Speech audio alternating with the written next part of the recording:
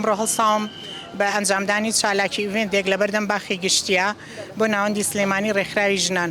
لێرەوە دەستخۆشی لە خاتونی ئازەکەم و خاتو لەیلا کە توانیان پاڵپشتم بن بۆ ڕێخستنی ئەم ئیڤێنتە.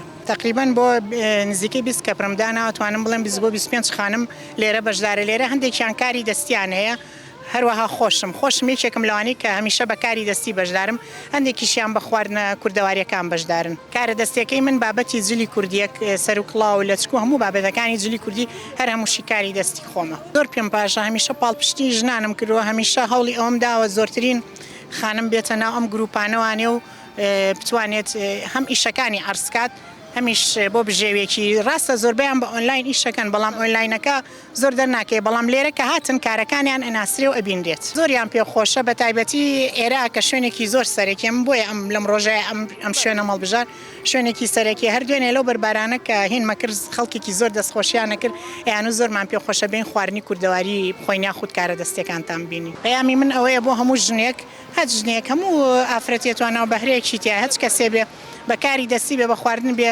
هانی ئەوەیان نەدەم کە هەوڵ بم بۆ خۆیان خاوەنکارێ بن، لەوە خۆشتن نیە خۆت خاوەنکاری خۆبی. بەشداریم کردووە لە ئکسوارات مکیاجە بۆنە ئاوە تقریبا مانگە ئاوا دەبێت، بەس یەکەم جارە بەشداریم کردووە. هەموو کەسێک پێویستە کار بکات لە بەوەی منەتی بە کەس نەبێ، بڵین خاوەن پیشەی خۆی بێتن، چاوی لە کەس نەبێ. ئینسانێک مەسا هەموو ئافرەت بە تایبەتی چاوی لە هیچ کەسێک نەبێ، ئیشی خۆی بکات.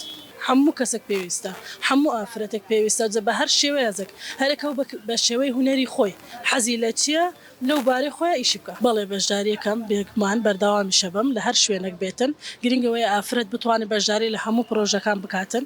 جا بەتەبەتی ئافرەتانی کوردستان بەرداوام بلێ و سەرکەوتوو بن لە هەموو شوێنەکە، هەر کەسە لە باری خۆیە چی حەزی لێیە ئەتوانێت لەو پیشەی خۆی بەردەوام بێتن و سەرکەوتوو بێ.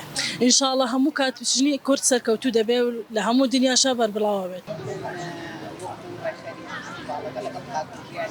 هاوکارم توانیمانە بەرەکاربوونەوەی ژنان ئەمڕۆ ئەم ئیڤێنتە پشتۆ لە جوانان چالاکیە ڕێکخستین بە سپاسەوە بۆ شارەوانی، بە سپاسەوە بۆ ڕێکخراوی ژنان کە توانیویت ئەم ئیڤێنتە ڕێک بکات بۆ ئەو خانمانەی دەستبەنگیرن، بۆ خانمانەی کە لە ماڵەوەن کاری دەستەکانی خۆیان ناتوانن لە بازاڕا دوکانیان شتێ بگرن، توانیوانە لێرە شتەکانیان دانێن. زۆر پێیان خۆش بوو هاتمە پێشەوە، یعنی چەند خاتونە بن ئەوانەی کە بەشدارن لەم وا بێ دوو پیامان لەگەڵایتر هەمووی خاتونە بەشدارە کارە دەستەکانی خۆیانەوە هاتون لێرە بەشداریەکەن. وەکو ڕێخەر و وەکو کاری دەستی خۆشم هەیە لە بۆم هاتوو بۆ شتانە بە بەشداریشم بۆ خۆشم بڵێ. ئەوەی من کاتێکی زۆر کەمە خۆشتەکانم کاری دەستیە بەڵام خۆم دروستی ناکەم خۆمەکەم بەڵام چەند خاتونەکەن دروستیەکەن و منش لێرە بۆیان نمایشەکەم لەگەڵ شەکەی خۆمە الحەمدولillah ئێستا ژنان زۆری خاوەنکاری خۆیانن ضروریشە طبعاً کە خۆیان ساحەبی گیرفانی خۆیان بن الحەمدولillah ئێستا زۆربەی ژنان لەسەر پێی خۆی وەستاوە چەند مەطعەمێکمانەیە خاسنەکان کردویانەتەوە چەند شوێنێکمانەیە ڕێژەراتمانەیە خاتونەکان بەڵێ بەلای من زۆر گرنگە خاتون لەسەر ئاست خۆی بتوانێ و بە چالاکی خۆی بێتە دەرەوە لەسەر پێی خۆی